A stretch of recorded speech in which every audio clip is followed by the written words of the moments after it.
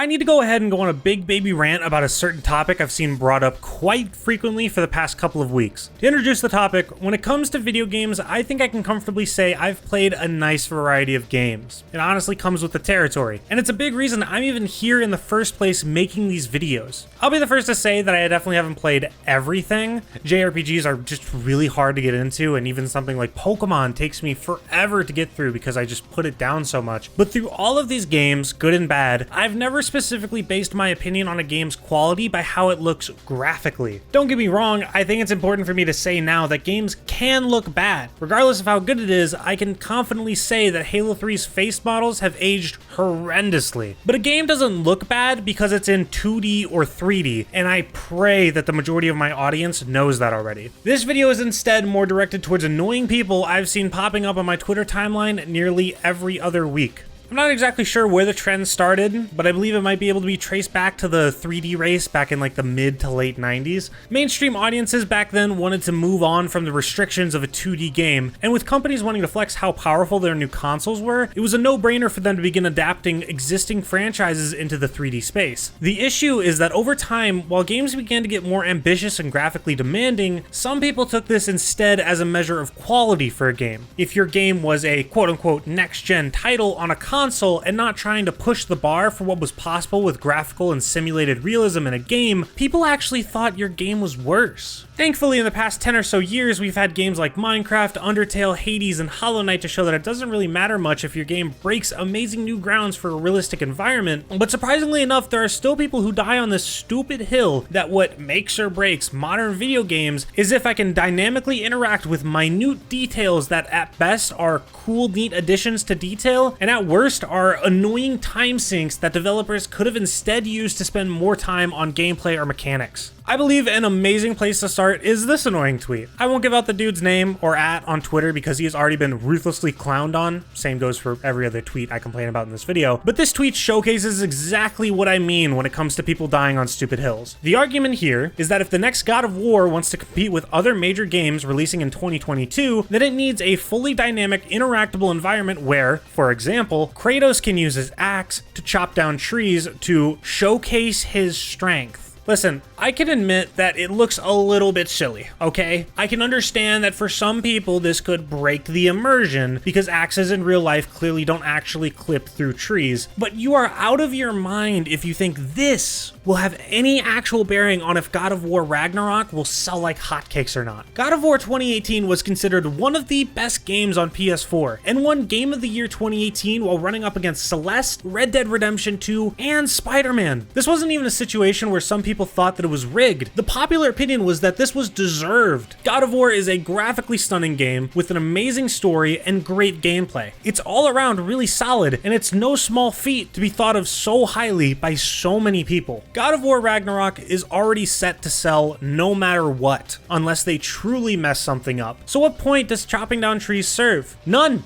At all. It's absolutely pointless. Would it be cool? Sure, I guess. But outside of pointless immersion, the game is not at all changed by being able to chop down trees. One of the greatest examples of pointlessness in these tweets that I've been gathering is the Halo Infinite fruit stand tweet. Halo, since its first game, has been described as sort of a hybrid between an arena shooter and a pickup-based shooter. But whichever you want to say it's more of, that doesn't change the fact that its multiplayer is a player versus player focused first-person shooter. So what the fuck are you doing staring at fruit? I was originally going to pose this sentence as a rhetorical question and ask, why should the developers worry about fruit physics in a multiplayer FPS? But knowing that the people making these arguments probably have some brain-rotting answer that I very simply don't even want to hear, I'm not even going to give them the chance to respond, and instead just say that there's zero plausible reason for them to care about this. Even if you don't want to believe that Halo Infinite being a PvP-focused game is enough of a reason, this game is shipping without a co-op campaign or Forge at launch. And considering they're aiming for co-op 3 months post-launch and Forge 6 months post-launch, they simply do not have the time to worry about pointless details like fruit physics. I just really don't understand how people play these games and come out with opinions like these. Like this Ratchet and Clank tweet complaining about how the vegetation doesn't react to you moving through it. Again, I understand that it might look a bit goofy, but really? You played through the entirety of this game, experienced the levels, story, gameplay, and decided all of those were really good, but the thing that broke the camel's back and made you decide that the game was overhyped overhyped and not next gen. Was the plants not moving when you walk through them? Really? The plants? That really left enough of a mark for you to decide that the game just isn't good anymore? I understand that all of this could sound a bit hypocritical coming from a guy whose entire YouTube channel is built on talking about the sometimes minute details of things revolving video games, but I feel like there's a major difference between what I'm doing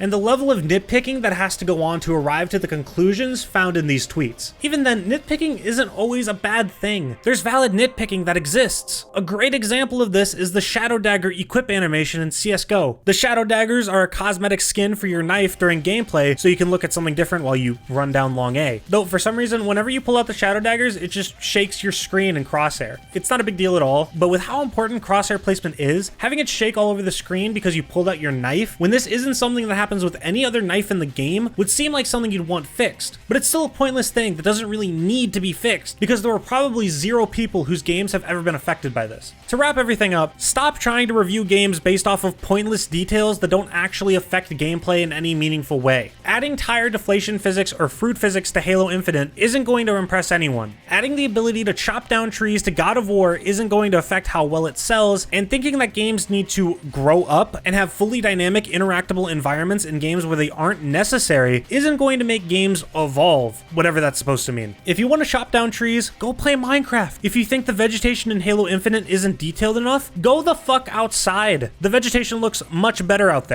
But if there's anything I want to be taken away from this video, stop making these tweets. Please save me from seeing these dumbass opinions, because if I see any more of them, I think I really will go insane.